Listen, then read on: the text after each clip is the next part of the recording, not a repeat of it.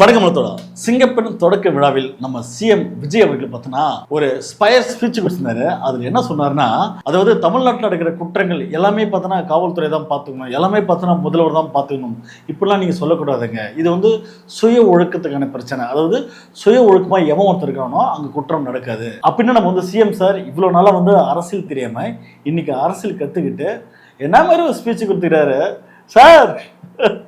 உண்மையாவே சார் நாங்கள் இதுக்கு தான் சார் அப்போருந்து அடிச்சு சொல்லிட்டு இருக்கேன். ஒரு குற்றம் நடக்குதுன்னா அங்கே வந்து காவல்துறையோ இல்லை வந்து அரசோ பார்த்தோன்னா அவங்களால பாதுகாப்பு ஒரு மினிமம் லெவல் தான் பண்ண முடியும். அதுக்கப்புறம் பார்த்தோன்னா அது தனிப்பட்ட சூழல் ஒழுக்கத்துக்கான பிரச்சனை. அப்போ அங்கே அந்த சமூகம் வந்து எஜுகேட் பண்ண வேண்டிய கட்டாயம் அரசு கையில தான் இருக்கு. ஒருத்தவன் எஜுகேட் ஆயிட்டாவே அந்த இடத்துல குற்றம் வந்து ஆட்டோமேட்டிக்கா கம்மியாயிடும். இதுதான் நாங்க வந்து படிச்சு சொன்னா. ஆனா நம்ம சிஎம் சார் பார்த்தோன்னா கட்சி ஆரம்பிச்சு 2 வருஷத்துல பார்த்தோன்னா என்ன விட்டாரு.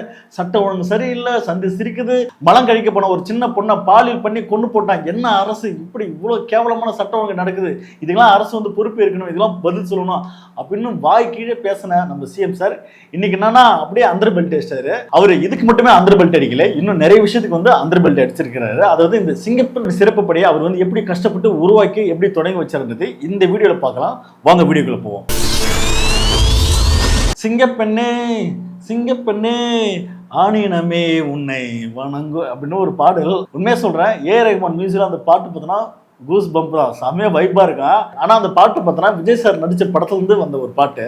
அதே பாட்டு விஜய் சார் சிஎம் ஆனதுக்கு அப்புறம் பார்த்தோன்னா அவர் இந்த சிங்கப்பெண் தொடக்க விழாவிலும் பார்த்தோன்னா என்ன மாரி மியூசிக் பீஜம் பா, ஒட்டுமொத்த தமிழ்நாட்டு மக்கள் அப்படியே வைபா அப்படியே ஒரு மாதிரி புல்லரிக்க வச்சிங்களே சார், வேற லெவல் சார் நீங்க. ஆனா உலகத்திலே எவ்வளோ பாடல் இருக்கு, இந்த பாட்டு தான் உங்களுக்கு கிடைச்சதா? அதுக்கப்புறம் இன்னொரு பாட்டு ஆள போறா தமிழா, அது ஒரு பாட்டு. இதெல்லாம் கமர்ஷியல் பாட்டுங்க. மசாலா பாட்டு கொண்டு வந்து ஒரு வந்து அரசு விழாவில் போட்டு செலிப்ரேட் பண்ற பேர்ல இவ்வளவு காமெடி கூத்து பண்றீங்களே, இல்ல புரியல என்னது இது. ஆனா இதெல்லாம் பார்க்கும்போது உண்மையை பார்த்தோன்னா இது ஒரு அரசு விழா மாதிரி தெரியல, இதே ஒரு ஆடியோ லான்ச் மாதிரி தான் இருந்தது. இது விஜய் சாரோட அடுத்த படமோ அப்படி மாதிரி தான் உங்களுக்கு பார்க்க தோணுது. அதாவது தமிழ்நாட்டில் வந்து இவ்வளவு நாளா இல்லாத ஒரு புதிய படை இப்போ சிங்கப்பெண் சிறப்பு படை அப்படின்னு விஜய் சார் வந்து ஓப்பன் பண்ணிக்கிறாரு. இந்த படை வந்ததுக்கு அப்புறம் பார்த்தோன்னா இனிமேல் தமிழ்நாட்டில் எங்கேயுமே குற்றம் நடக்காது. அந்த அளவுக்கு பார்த்தோன்னா ஒரு 100% கேரண்டியே வந்து ஒரு பாதுகாப்பான ஒரு மாநிலமா வந்து நம்ம விஜய் சார் மாற்றுவார் என்று ஒரு நம்பிக்கையில நீங்க எல்லாம் பார்க்கலாம். ஆனா இது அப்படிலாம் கிடையாது. எல்லாம் இதுவும் வந்து ஒரு ஏமாத்த வேலை தான். என்ன சிங்கப்பெண் சிறப்பு படைனா என்ன, ஏலியனை கொண்டு வந்து நிப்பாட்டாங்களா இல்ல ரோபோ கொண்டு வந்து நிப்பாட்டாங்களா? அதே காவல்துறையில வேலை பார்த்த பெண்கள் வந்து இந்த பக்கம் வந்து ட்ரெஸ்ஸை மாத்தி விட்டாங்க, அவ்வளவுதான். மற்றபடி வந்து அப்படியே ஒரு பெரிய டேலண்டான ஒரு பெரிய டெக்னாலஜி வச்சுன்னு குற்றம் நடக்கிறது முடிய போயிட்டு இவங்க ஃபைண்ட் அவுட் பண்ணி அப்படியே கேஷ் பண்ணி அப்படியே ஒரு பந்தா பண்ணி நிக்கிற அளவுக்குலாம் இவங்க கிட்ட டெக்னாலஜி இல்லை, டேலண்ட்டும் இல்லை. ஆனா எனக்கு இந்த படையில வந்து பெருசா நம்பிக்கை இல்லை. பார்ப்போம் என்ன மாதிரி சக்சஸ் பண்றாங்க வருகாலத்துல. ஆனா நம்முடைய விஜய் சார் வந்து எப்படிலாம் வந்து ஸ்பீச் கொடுத்தாரு, அது ஆச்சரியத்தை தூண்டு விதமா, ஐயோ சிங்கப்பெண் சிறப்பு படை வந்துட்டா இனிமேல் தமிழ்நாட்டுல குற்றமே நடக்காது அந்த அளவுக்கு வந்து பேசி வச்சுக்கிறாரு. அவர் என்ன பேசுறன்றது நம்ம டீகோட் பண்ணலாம் வாங்க. ஒரு சில நிகழ்ச்சி மட்டும்தான் மனசுக்கு ரொம்ப நெருக்கமா ஃபீல் பண்ணும், அதை நினைச்சாலே ரொம்ப சந்தோஷமா ஃபீல் பண்ணும். அப்படிப்பட்ட ஒரு நிகழ்ச்சி தான் இன்னைக்கு இந்த சிங்கப்பெண் சிறப்பு படைய தொடங்கி வைக்கிற இந்த நிகழ்வு. உண்மையிலே மனசுக்கு ரொம்ப நெருக்கமான ஒண்ணு, சந்தோஷமான ஒண்ணு. சூப்பர். சிங்கப்பெண் சிறப்பு படை வந்து தொடக்கி வைக்கிறதுல பார்த்தோன்னா சாருக்கு ரொம்ப சந்தோஷமான விஷயமா, நெகிழ்வான விஷயமா. ஏன்னா தமிழ்நாட்டு மக்களுடைய பெண்களுடைய பாதுகாப்பு வந்து அந்த அளவுக்கு வந்து அவர் ரொம்ப கேரிங்காக பார்க்குறாருன்றது இதுல இருந்து சொல்ல வராருன்றது நம்ம வந்து எடுத்துக்கலாம். சார் உங்ககிட்ட டைரெக்டாக ஒரே ஒரு கேள்வி கேட்குறேன். சிங்கப்பெண் சிறப்பு படை இது எப்போ நீங்கள் வந்து ஆரம்பிக்கிறத சொன்னீங்க? நீங்கள் பதவி இருக்கும்போது முதல் கையெழுத்து சிங்கப்பெண் சிறப்பு படை அப்படின்னு போட்டீங்க. என்னங்க 1 மாசம் ஆச்சு இது வந்து ஓப்பன் பண்றதுக்கு. அதாவது 2 வாரத்துக்கு முன்னாடி தான் வந்து இது வந்து ஓப்பன் பண்ணலான்னு சொல்லி செய்திலாம் வந்தது. ஆனா அன்னைக்கு ஏன் வந்து நம்ம விஜய் சார் ஓப்பன் பண்ணோம்னா அவருக்கு அதை விட ஒரு மிகப்பெரிய வேலை. என்ன வேலை? நம்மளோட மேனேஜர் ஜெகதீஷ் இருக்கிறாருல, அவரோட பெரிய பங்களா வீடு அது வந்து இன்னாகிருஷ்ணா, அதாவது குடி போறாங்களாம் வீட்டுக்குள்ள. அதுக்காக சிங்கப்பெண் சிறப்புப்படியே ஒதுக்கி போட்டு போடா கிளம்பி அப்படின்னு நம்ம வந்து விஜய் சார் கிளம்பி போயிட்டாருங்க. அப்ப விஜய் சார் அப்ப உங்களுக்கு தமிழ் மக்கள் மீது தமிழ் பெண்கள் மீது அக்கறையே இல்லையோ? உண்மையாக பார்த்தோன்னா நீங்க பதவி ஏற்று 1 மாத காலத்துல எவ்வளவு குற்றங்கள் நடக்குது, பெண்கள் மீதான தாக்குதல், பெண்கள் மீதான வன்கொடுமைகள், பெண்கள் மீதான பாலிய வன்புணர்வு, எத்தனை செய்திகள் பாக்குறீங்க. அது உடனடியே திறந்து அட்லீஸ்ட் இந்த படை வந்து வெற்றி பெறுமோ தோல்வியோ அதெல்லாம் கடந்து இது வந்து ஓப்பன் பண்ணி ஏதோ ஒரு பயத்தினச்சு நீங்க கொண்டு வரலாம்ல. ஆனா நீங்க என்ன பண்ணீங்க, அதை தூக்கி போட்டு புதுமனை புகழ் விழா வீட்டுக்கு ஃபங்க்ஷன் போயிட்டீங்க. ஏன்னா அதுதானே முக்கியம். மேனேஜர் ஏங்க மேனேஜரால் தான் நான் சிஎம் ஆயிருக்கேன். அப்படின்னு நம்ம சிஎம் சார் போயிட்டாரு. அப்ப விஜய் சார் வந்து இப்ப சொல்றாரு, நெகிழ்வா இருக்கு, சந்தோஷமா இருக்கு சார், நெஞ்சில உறுத்துலையா சார், உறுத்துலையா இந்த வார்த்தை சொல்லும் போது? சரி, அடுத்து என்ன சொல்றாருன்னு பார்ப்போம். நம்ம பாட்டி, அம்மா, அக்கா, தங்கைகள், ஒவ்வொரு வீட்டுல இருக்கிற பெண் குழந்தைகள், இவங்க எல்லாருக்குமான பாதுகாப்பை உறுதி செய்வோம்னு சொன்னோம். அதாவது நம்முடைய வீட்டில் உள்ள பாப்பா, அம்மா, அக்கா எல்லாம் சேர்த்துட்டாங்க, மனைவி மட்டும் சார் மிஸ் பண்ணிட்டேன்னு நினைக்கிறேன். ஏன்னா நேற்று தான் பார்த்தோன்னா நம்முடைய சங்கீதா மேடம் இருக்காங்களா, அதாவது நம்முடைய விஜய் சாருடைய அஃபிஷியல் மனைவி நேற்று கோர்ட்ல போயிட்டு அறிக்கை கொடுத்துருக்காங்க. அதாவது எனக்கு வந்து உரிமையான நீலாங்கர் வீட்டில் என்னை வந்து தங்கக்கூடாது, நீ வந்து டிவைஸ் அப்ளை பண்ணிட்டனா இந்த வீட்டுக்கு நீ வராத அப்படின்னு சொல்லி ஆளை வச்சு மிரட்டுறாங்க. அப்படின்னா அந்த அம்மா பார்த்தோன்னா இந்த மாரி வந்து பஞ்சாயத்து பண்ணிட்டு இருக்கு. பாவம், அவங்களுக்கு ஒரு நீதி கிடைக்க மாட்டேது. யாருக்கே நீதி கிடைக்குது சார். விஜய் சார் என்ன சார், கொஞ்சம் அவங்களையும் கொஞ்சம் பாருங்க சார், பாவம் சார். பெண்களுக்கு எதிரான இந்த கொடுமைகள்ல நமக்கு எப்பவுமே 0 டாலரன்ஸ் தான். ஓ, அதுல ரொம்ப உறுதியா இருக்கிறோம். சோ சொன்னது எல்லாமே செய்யணும். கொஞ்சம் கொஞ்சமா படிப்படியா அதை செயல்ல கொண்டு வரணும். அதுல ரொம்ப தெளிவா இருக்கிறோம். அதுல வந்து ரொம்ப தெளிவா இருக்கீங்க. ஓகே, நம்பிட்டேன். அதாவது ஏன் சொல்றேன்னா ரிப்பீட் தாங்க, இது வந்து நிறைய மாதிரி ரிப்பீட் தான். ஏன்னா பதவி ஏற்று இன்ன வரைக்கும் பார்த்தோன்னா எப்படி வந்து சட்டம் ஒழுங்கு சந்திச்சிருக்கின்றது ஜஸ்ட் செய்தியை பாருங்க சார், அதுவே போதும். ஏன்னா நம்ம வந்து எத்தனை முறை சொன்னாலும் நம்மளோட வாய் தான் வலிக்குது. நீங்களே பாருங்க, அதாவது நீங்க வந்து என்ன மாதிரி பாதுகாப்பு பெண்களுக்கு தரீங்கன்றது. சிங்கப்பெண் சிறப்பப்படியே பார்த்தோன்னா இவ்வளோ காலதாமதப்படுத்தி ஓப்பன் பண்றது எவ்வளோ பேர் அநீதிங்க. ஏன் சார் இன்னும் ஒரு 6 மாசம் கழிச்சு ஓப்பன் பண்ணது தானே பொறுமையா? இன்னும் வந்து ஜனநாயக பட பிரச்சனைலாம் இருக்கு, அந்த படம்லாம் வெளியே வந்ததுக்கு அப்புறம் பொறுமையா வந்து ஆரம்பிக்க வேண்டியதானே, எதுக்கு அவசரம் இதெல்லாம்? அதனாலதான் ஆட்சிக்கு வந்த உடனே இந்த குறைஞ்ச நாட்களுக்குள்ளேயே இதை நடைமுறைக்கு கொண்டு வந்திருக்கோம். அப்பா, குறைஞ்ச நாட்களுக்குள்ளே, அதாவது குறைஞ்ச நாள்னா இப்படி பதவி ஏற்று 1 மாசம்ன்றது உங்களுக்கு குறைஞ்ச நாட்கள். மற்ற கமிட்மெண்ட்லாம் தூக்கி போட்டு இதுக்கு மட்டுமே நீங்க வந்து பணி செஞ்சீங்க இல்ல, நம்பணும் நாங்க. என்ன சார் இது? பெண்களை பத்தின சில செய்திகள்லாம் கேட்கும் போது உண்மையிலேயே மனசு பதறுது, கண்ணு கலங்குது, அதை கண்ட்ரோல் பண்ணவே முடியல. ஏன்னா நடக்கிற கொடுமைகள்லாம் யாருக்குங்க, நம்ம குடும்பத்தை சேர்ந்தவங்க தானே, எப்படி மனசு பதறாம இருக்கும்? அதனால பெண்களுக்கு எதிராக இதெல்லாம் ஏன் நடக்குது, எதுக்கு நடக்குதுன்றது மற்றவங்க மாதிரி ரீல்ஸ்லயும் இன்ஸ்டாலையும் தேடிட்டு இருக்க முடியாது. ரியாலிட்டியை புரிஞ்சுக்கணும். அதாவது சிஎம் சார் உண்மையாவே நீங்களும் அப்படி சொல்லும்போது எனக்கு என்னன்னு தெரியல, சங்கீதா மேடம் மட்டும் தான் மைண்ட் வந்து போறாங்க. ஏன்னா உண்மையாவே அவங்களுடைய அழுகை, அவங்களுடைய கண்ணீர் தான் எனக்கு வந்து கண்முடி வந்து போகுது.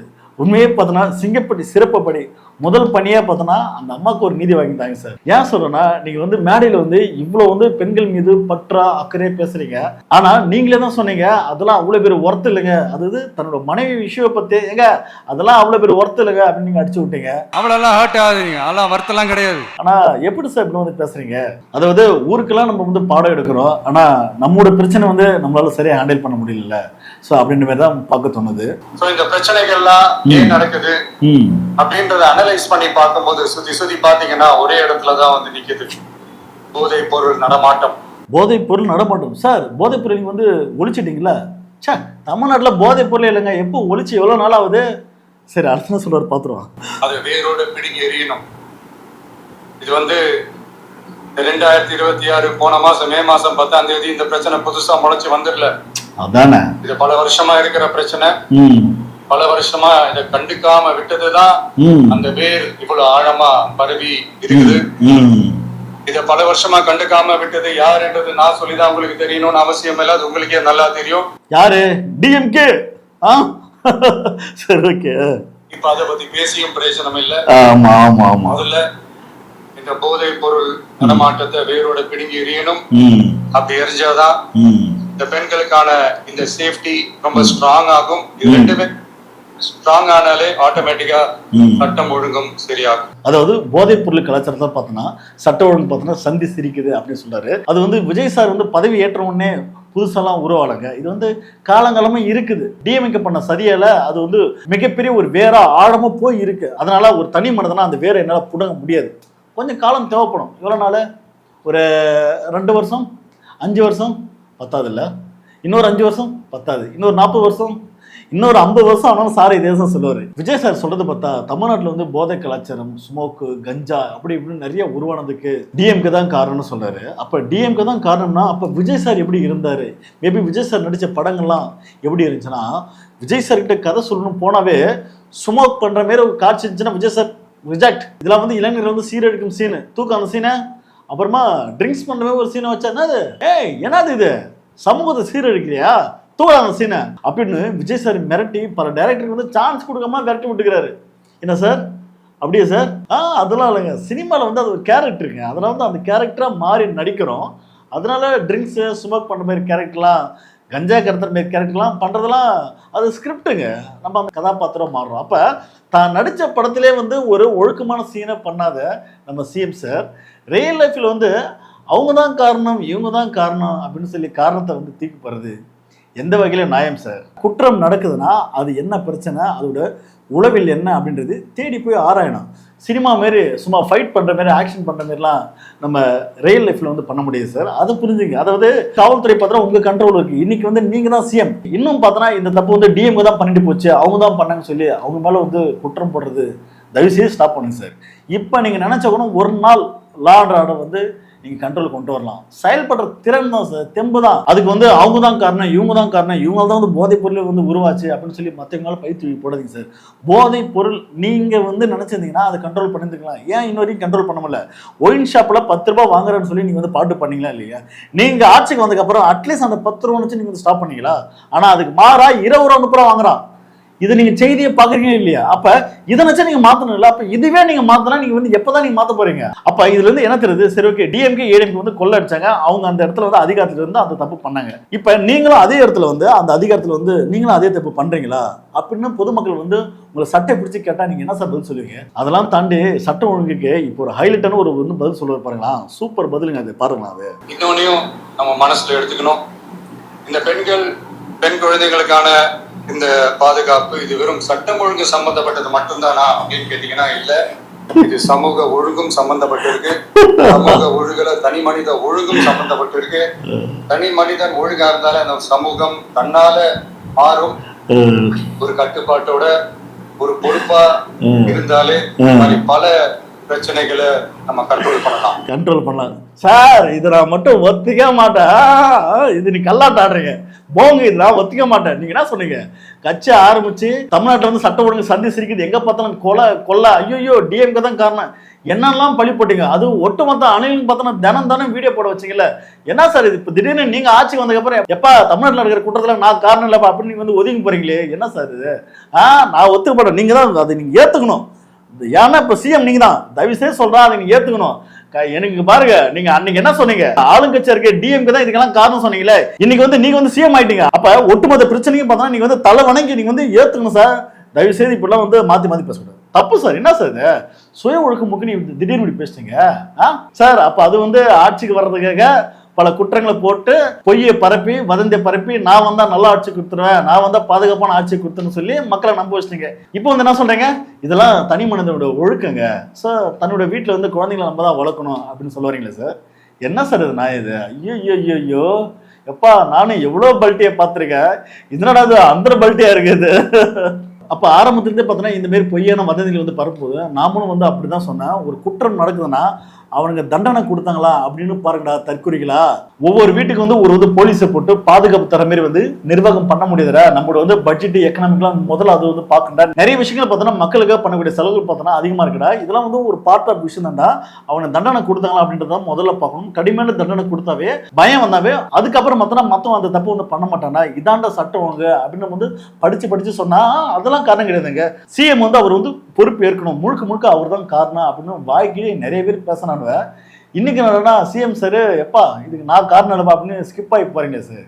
என்ன சார் இது? நான் இது நோ நான் ஒத்திக்க மாட்டேன் சார், ஒத்திக்க மாட்டேன். நீங்க தான் இனிமேல் நடக்கிற எல்லா பிரச்சனையும் நீங்க தான் பதில் சொல்லி ஆகணும். ஏன் சொல்றேன்னா மாற்றம் வேணும் இமீடியட்டா ஒரு மாற்றம் வேணும். அதாவது நார்த்தில் எங்கன்னா வந்து ஒரு பெண் பாதிக்கப்பட்டவனா அந்த நியூஸை ஃபேக் நியூஸ் கொண்டு வந்து பார்த்தியா தமிழ்நாட்டில் சட்டம் ஒன்று சந்திச்சிருக்குது, பார்த்தியா திமுக அரசு எப்படி இருக்கு அப்படின்லாம் ஃபேக் நியூஸ் போட்டு நிறைய செட் பண்ணீங்களடா. இன்னைக்கு என்னடா கண்ணுக்கு முன்னாடி பார்த்தோன்னா தினம் நியூஸ்ல நம்ம வந்து ஃபேக் நியூஸை யாரும் வந்து ஸ்ப்ரெட் பண்றது யாரும் கிடையாது. ஆனா தினம் நியூஸ்ல வருது. இவங்களே பார்த்து காரி துப்பிக்கிறானோ, மூஞ்சில கர்ச்சி போட்டு ஓடிறானோ, ஐயோ எப்படி அதுக்கு பதில் சொல்ல போறான்றது. அப்ப தனி மனிதன ஒழுக்குன்றது ரொம்ப முக்கியம். அங்க வந்து எஜுகேஷன்லாம் கல்வியை கொண்டு போய் சேர்க்க வேண்டிய கடமை வந்து அரசுக்கு ரொம்ப முக்கியம். இதை வந்து முதல்ல செயல்படுத்துங்க, இதை வந்து முதல்ல பேசுங்கன்னா அதெல்லாம் விட்டு என்னால வந்து டிராமா ஆனீங்களா. ஆனா இன்னைக்கு பார்த்தா என்ன அது? ஐயோ சரி ஓகே, அடுத்த நான் சொல்றேன் பார்ப்போம். படிக்கிற இடத்துல, வேலைக்கு போற இடத்துல, டிராவல் டைம்ல ஆனா டெய்லி லைஃப்ல பயம் இல்லாம மரியாதையோட நம்ம பெண்கள் வாழணும். அதுக்கான ஒரு அட்மாஸ்பியரை நம்ம கிரியேட் பண்ணணும். அதுதான் நம்மளுடைய ஃபர்ஸ்ட் டார்கெட்.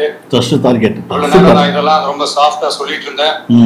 ஆனா பெண்களை தொந்தரவு செஞ்சுட்டு அப்படியே எஸ்கேப் ஆகி போயிடலாம்னு நினைக்கிறவங்களுக்கு நான் ஒரு வார்னிங்காவே சொல்றேன். பெண்கள் பாதுகாப்ப டிஸ்டர்ப் பண்றவங்க யாரா இருந்தாலும் அது சகிச்சுக்கவே முடியாது. அவங்களுக்கான தண்டனைக்கான நடவடிக்கைகள் எல்லாமே போலீஸ் டிபார்ட்மெண்ட்ல இருந்து ரொம்ப கடுமையான ஒரு தண்டனையா இருக்கும். ஆனா இதான் செம ஹைலைட். ஆனா விஜய் சார் பார்த்தோன்னா பெண்களை வந்து தொந்தரவு செய்யறவன் எவனா இருந்தாலும் பார்த்தோன்னா அவனுக்கு கடுமையான தண்டனை அப்படின்னு கொடுக்கணும் போது கேமராமேன் வச்சாம்பார் ஒரு ஃப்ரேமா. அவர் யார் தெரியுமா? டிவி கூட எம்எல்ஏ. அவர் பார்த்தோன்னா ஏதோ ஒரு பிரச்சனைல ஒரு வந்து வீட்டுக்குள்ள பூந்து ஒரு பெண்ணை கட்டை எடுத்து சும்மா புழக்கிறாரியா. ஸோ அந்த மாதிரி வந்து ஒரு பெண்ணுன்னு கூட பார்க்காம ஒரு கட்டை எடுத்து அடிச்ச ஒரு ஆளுக்கு தான் இன்னைக்கு வந்து டிவிக்கில் இன்னைக்கு அவர் வந்து ஒரு வந்து எம்எல்ஏ. ஆனால் அந்த கேமராமேனையோ மீடியாக்காரையோ செம குசுமையா அவனுக்கு கரெக்டாக வச்ச ஷாட். அதாவது பெண்களுக்கு கடுமையான தண்டனை வரும்போது அவர் மூஞ்ச காமிச்சா பார்த்தியா வாட்ஸ்அப் வேற லெவலியா. ஆனால் மறுபடியும் சொல்கிறேன், விஜய் சார் இந்த மாதிரிலாம் பேசும்போது எனக்கு உண்மையாக சொல்கிறேங்க, சங்கீதா மேடம் தான் எனக்கு வந்து மைண்ட் வந்து போகிறாங்க. உண்மையாக அவங்களுக்கு நீதி ஒன்று வேணும் வேணும் வேணும் வேணும் வேணும் சார். அவசியம் சார். நீங்க வந்து வாங்கி தரீங்களோ இல்லையோ, சிங்கப்பெண் சிறப்புப்படை கண்டிப்பா அவசியம் அதுல களத்தில் நின்று ஒரு சரியான நீதியை வந்து வாங்கி தர்றது உங்களுடைய ஜனநாயக கடமை, உரிமை. இந்த சிங்கப்பெண் சிறப்பு படைக்காக நம் அரசு சார்பாக கட்டமாக 354 கோடிக்கு மேல நிதி ஒதுக்கப்படுது. 354 கோடி. இந்த திட்டத்தோட இரண்டாவது கட்டமா இந்த படைக்காக மட்டுமே 2500 புதிய பணியிடங்கள் உருவாக்கப்பட உள்ளது. 2500 354 கோடி. என்ன புரியல? சிங்கப்பெண் சிறப்பு படைனா இன்னும் வந்து நிறைய காவலர்கள் வந்து நீ வந்து கொண்டு வந்து பார்த்தா வெறும் 2500 என்ன சார் இது? ஆனா நிதி மட்டும் பார்த்தா அள்ளி வீசிக்கிறீங்களுக்கு யாருக்கு போச்சு? அப்ப இருக்கிற படை, அதாவது ஏற்கனவே பார்த்தோன்னா இந்த பிங்க் பேட்ரோல், அதாவது ஜெயலலிதா அம்மா பீரியட்ல பார்த்தோன்னா இந்த மாதிரி படைகள்லாம் கொண்டு வந்தாங்க. அதுக்கப்புறம் பார்த்தோன்னா அதிரடி படை இப்படின்னு நிறைய விஷயங்கள் கொண்டு வந்தாங்க. அதெல்லாம் கிழிச்சு போட்டு நம்ம சார் என்ன பண்ணார், நீவோ ஸ்டிக்கர் விட்டாரு சிங்கப்பெண் சிறப்பு படை. அது கூட பேர் கூட பார்த்தோன்னா அவர் படத்துல வந்து பாட்டே அது சிங்கப்பெண் சிறப்பு படைன்னு மாற்றி விட்டார். என்ன சார் இது? தமிழ்நாட்டில் எவ்வளவு கோடி மக்கள் இருக்காங்க, அப்போ வேலை வாய்ப்பு வந்து தரலாம்ல, அள்ளி வீசலாம்ல. வெறும் வந்து 2500 பேர் தானே சார். தமிழ்நாட்டில் வந்து அங்கங்கே வந்து வேலை வாய்ப்புகள் இல்லை, கொஞ்சம் வந்து வேலை வாய்ப்புகள் வந்து அள்ளி வீசலாம்ல. என்ன சார் இது? வெறும் வந்து 2500 பேருக்கு பிச்சை போற மாதிரி இருக்கு சார் இது. அடுத்து என்ன சொல்றாரு பார்ப்போம். மாடர்ன் ஃபெசிலிட்டிஸ் இருக்கிற வாகனங்களும் நவீன உபகரணங்களும் தொழில்நுட்ப சாதனங்களும் அலாட் செய்யப்படுது. ஆல்ரெடி உமன் சேஃப்டிக்காக செயல்படுற அமைப்புகளுக்கு அடிஷனல் ஸ்ட்ரென்த் அண்ட் சப்போர்ட்டா இந்த சிங்கப்பெண் படை செயல்படுங்கிறத மீண்டும் வலியுறுத்தி சொல்ல விரும்புறேன். பெண்களுக்கு எதிரான குற்றங்கள் நடக்கிறதுக்கு முன்னாடியே அதை தடுக்கிற காவல் நடவடிக்கையில இந்த படை முக்கிய பங்கு வகிக்கும். Super super super. அதாவது பெண்களுக்கு வந்து குற்றம் நடக்கிறதுக்கு முன்னாடியே போய் இந்த காவல்துறை வந்து தடுத்து நிப்பாட்டுமா சார்? அந்த மாதிரி டெக்னாலஜினா இது வந்து புதுமையான டெக்னாலஜி. ஏதோ டெமோக்குமா எதுவும் காட்டலையே சார் நீங்க? இல்ல இதை பத்தி ஒரு படம் ஒன்று பார்த்துருங்க. அதாவது ஹாலிவுட்ல, அதாவது ஒருத்தர் குற்றம் பண்ண போறானா அவன் குற்றம் பண்றான்றது அவனோட வந்து மைண்டை யோசிக்கிறது. இது ஸ்கேன் பண்ற மாதிரி வந்து ஒரு டெக்னாலஜி இருக்கும். அந்த டெக்னாலஜி மூலமா அந்த காவல்துறைகள் வந்து அதை கண்டுபிடிச்சு உடனடியே போயிட்டு குற்றம் நடக்குது முடியே போயிட்டு ஸ்டாப் பண்ணுவாங்க. அந்த மாதிரி ஒரு டெக்னாலஜி சார் இது. இல்ல அப்ப என்ன மாதிரி ஒரு டெக்னாலஜி சார் இது? ஆனா உண்மையா சொல்றேன், சிங்கப்பெண் சிறப்பு படை பார்த்தனா தொடங்கி வச்சுட்டாரு. ஆனா ஒரு தப்பு நடந்துச்சுன்னா அது வந்து எப்படி கான்டாக்ட் பண்ணணும் அப்படின்னு ஒரு கான்டாக்ட் டீட்டெயில் கூட பார்த்தனா இன்னை வரைக்கும் வெளியே இல்லை. எப்படி சார் அது கான்டாக்ட் பண்றது? அப்ப எதை வச்சு இது வந்து முன்கூட்டியே தடுக்கும் படை அப்படின்னு நீங்க வந்து எதை வச்சு சொல்றீங்க? ஏன்னா ஒரு ஆதாரம் இருக்கா, டெமோ இருக்கா? எதுவுமே இல்லாம இது வந்து முன்கூட்டியே தடுக்கும் படை அடிச்சு விட வேண்டியதான். வாய் இருக்கு என்னத்த சொல்றது. அடுத்து நான் சொல்றாரு பார்ப்போம்.